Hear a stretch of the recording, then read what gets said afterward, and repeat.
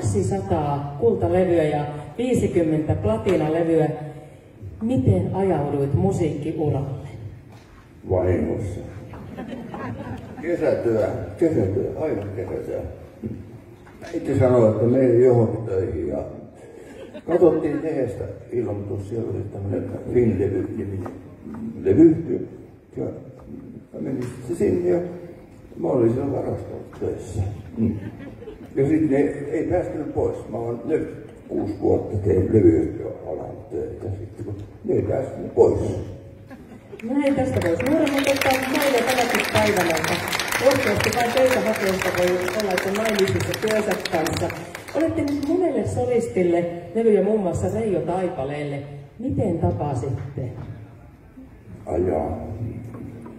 Harvinaista, mutta kävin kokeilija, se oli Tanha Hovis lavalla, että sanoi, että älä poika, tuu tänne pyöriin, kun jalkoihin, että eihän tykännyt ollenkaan meikäläisen tavasta esiintyä.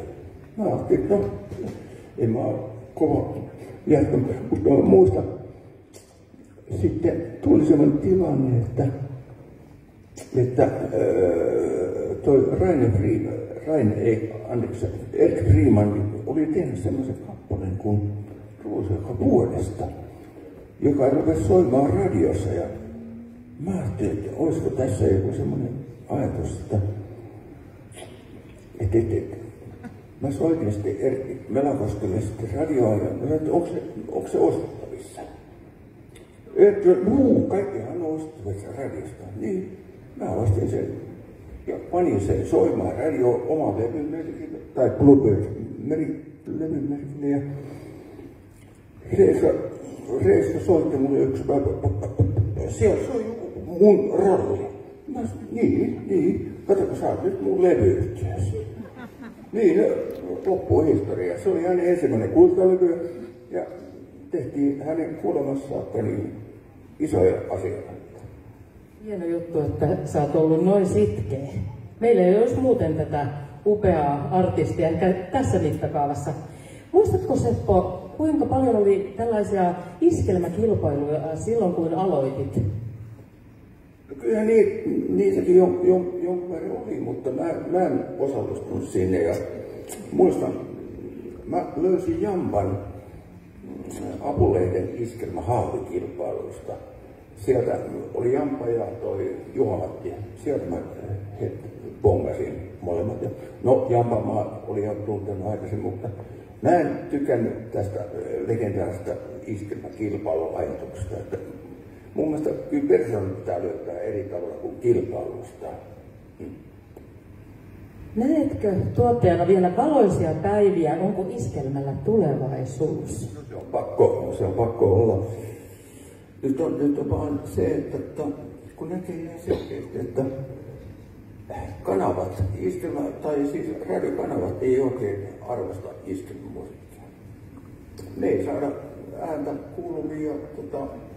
Jos mä tossakin, ketä oli täällä, nämä hienot solistit, Tapanit ja muut kaikki, niin ei heidän musiikki soi pääpäivillä, ikävä kyllä. Että kyllä mä oon sitä mieltä, että jotain pitäisi tehdä. Hyvät kuulijat ja katsojat, tästä aplodi, jotain pitäisi tehdä. Kääntäkää radion ja sellaisille kanaville, jotka soittavat tätä vanhaa iskelmää, niin katsotaan sitten mitä tapahtuu. Sinä, Seppo, olet täyttänyt 70 vuotta. Ollaanko samaa mieltä, että iskelmä pitää nuorekkaana? Katsokaa tätä myös. Aplodit Seppo Matilta. Pyydetäänkö Tapani-kansa lavalle myös? Olisi syytä.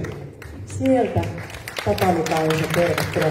Nyt mä käisin Sirkali yleisölle, sitä ei juontaa koskaan saisi tehdä, mutta näitte, mulla on puku on kaunis takaakin. Oi Tapani-kansa, miten teidän yhteistyö alkoi, muistatko sen? No mä olin pikkasen niinku heitteille jätettynä Finlevyllä, koska Skandia-musiikki, jolle mä olin siihen asti levyttänyt vuoteen 1973, fusioitiin. Ja siellä oli Finlevy musiikkifatseriin ja siellä oli vähän herrat sit sekaisin hommiensa kanssa. Ja Seppo oli siellä varastomiehenä ja hän oli kova juoksija. Ja mä tykkäsin kanssa käydä pirusti lenkillä ja niin me ruvettiin sitten käymään yhdessä lenkillä ja tutustuttiin ja sitten Seppo rupesi mulle kertomaan, kuule Topsa, että tiedätkö sä, että herrat heittää hirveän paljon hyvää musiikkia roskiin.